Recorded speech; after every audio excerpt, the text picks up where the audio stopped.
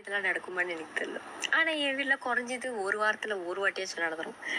அம்மா தான் வேற யாரு சொந்தம் அம்மா நம்ம கிட்ட ஏதாவது வீட்டு வேலை செய்ய சொல்றாங்க, அங்க கழுவு, வீட்டை கூட்டு, இல்லை யாராவது செய்ய சொல்றாங்கன்னா நம்மளுக்கு சோம்பேறியா இருக்கும். ஸோ அப்பதான் சொல்லுவோம், கொஞ்ச நேரம் இருங்கம்மா அப்புறம் செய்யற அப்படின்னு. ரைட்டா? அந்த கொஞ்ச நேரம் ரொம்ப நேரமா ஆகி அந்த வேலையை நம்ம செய்யாம கடைசியில அம்மாவே செய்வாங்க.